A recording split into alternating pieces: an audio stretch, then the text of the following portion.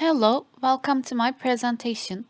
In a short time, I will try to tell you about Arduino programming. Content of this presentation is like this. What is Arduino? When it was invented? Where does the name come from? And how is it doing now? Why do we use Arduino? What are the prerequisites? On which platforms can we use it? And by the end of this presentation, I will give some examples of Arduino projects. Arduino is an open source platform used for building electronic projects. Arduino consists of both a physical programmable circuit board and a piece of software, or IDE, that runs on your computer, used to write and upload computer code to the physical board. Here are some examples of programmable circuit boards. The name Arduino comes from a bar in Ivrea, Italy, where some of the founders of the project used to meet. Bar was named after Arduino of Ivrea, who was the margrave of the March of Ivrea and king of Italy from 1002 to 1014. Arduino was born at the Ivrea Interaction Design Institute as an easy tool for fast prototyping, aimed at students without a background in electronics and programming. As soon as it reached a wider community, the Arduino board started changing to adapt to new needs and challenges, differentiating its offer from simple 8-bit boards to products for IoT applications, wearable 3D printing, and embedded environments. All Arduino boards are completely open source, empowering users to build them independently and eventually adapt them to their particular needs. The software, too, is open source and it is growing through the contributions of users worldwide. The only prerequisites required are some knowledge of C programming and basic electronic concepts such as voltage, current, and resistance. Most people don't wish to spend too much money on their projects when they are trying to learn new things. With Arduino, you don't need to worry about the expense. You can buy one at the low cost around $24, or you can make your own Arduino board with blueprint and circuit design available online.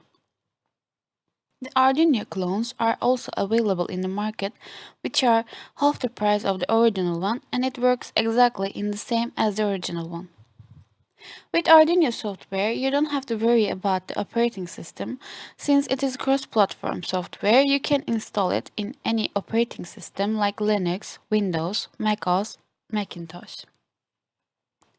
It is simple and easy to learn. Even an amateur electronic hobbyist or a school student can understand the concepts and learn it fast and do their own projects in a very short time. I strongly recommend Arduino board for engineering students, school students, and hobbyists who wish to learn electronic concepts in a fun-filled way.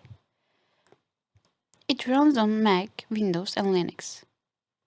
Now I will give some Arduino project examples. Presented here is a home automation project using a simple Android app which you can use to control electrical appliances with clicks or voice commands. Commands are sent via Bluetooth to Arduino UNO, so you do not get to switch on or switch off the device while watching a movie or doing some work.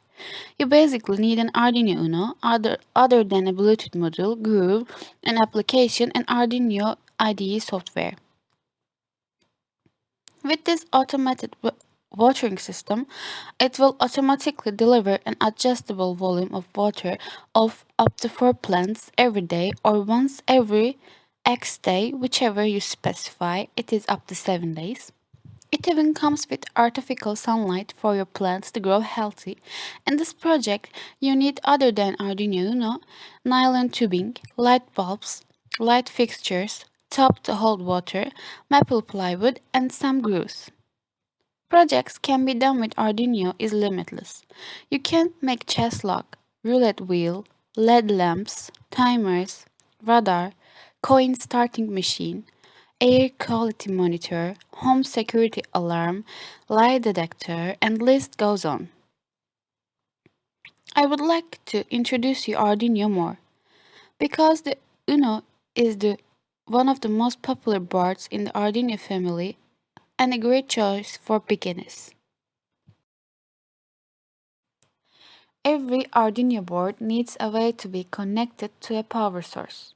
The Arduino Uno can be powered from a USB cable coming from your computer or a wall power supply that is terminated in a barrel jack.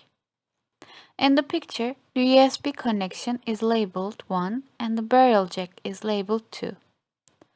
GND is labeled 3, short for ground. There are several GND pins on the Arduino, any of which can be used to ground your circuit. Labeled 4 and labeled 5 are 5 volt and 3.3 volt pin supplies. As you might guess, the 5 volt pin supplies 5 volts of power and the 3.3 volt pin supplies 3.3 volts of power. Most of the simple components used with the Arduino run happily of 5 or 3.3 volts. Analog labeled as 6, the area of pins under the analog in label A0 through A5 on the Uno are analog in pins. These pins can read the signal from an analog sensor, like a temperature sensor, and convert it into a digital value that we can read. Digital is labeled 7. Across from the analog pins are the digital pins 0 through 13 on the Uno. These pins can be used for both digital input, like telling if a button is pushed, and digital output, like powering and LED. PWM is labeled 8. You might have noticed the tilde next to some of digital. These pins act as normal digital pins, but can also be used for something called pulse width modulation. AREF, as labeled 9, stands for analog reference. Most of the time, you can leave this pin alone. It is sometimes used to set an external reference voltage between 0 and 5 volts as the upper limit for the analog input pins. Arduino has a reset button as labeled 10. Pushing it will temporarily connect the reset pin to ground and restart any code that is loaded on the Arduino. Just beneath and to the right of the word Uno on your circuit board, there is a tiny LED next to the word On as labeled 11. This LED should light up whenever you plug your Arduino into a power source. If this light doesn't turn on, there is a good chance something is wrong. The voltage regulator, as labeled 14, is not actually something you can or should interact with on the Arduino. But it is potentially useful to know that is there and what it's for. The voltage regulator does exactly what it says. It controls the amount of voltage that is let into the Arduino board. Think of it as a kind of gatekeeper. It will turn away an extra voltage that might harm the circuit. The black thing with all the mega legs is an IC, or integrated circuit, as labeled 13. Think of it as the brain of the Arduino. As labeled 12, TX is short for transmit and RX is short for receive. These markings appear quite a bit in electronics to indicate the pins responsible for serial communication. In our case, there are two places on the Arduino Uno where TX and RX appear, once by digital pins 0 and 1, and a second time next to the RX and TX indicator LEDs. That's all I want to tell you about Arduino. It is easy to code and fun. I suggest you to give it a try. Thank you for listening.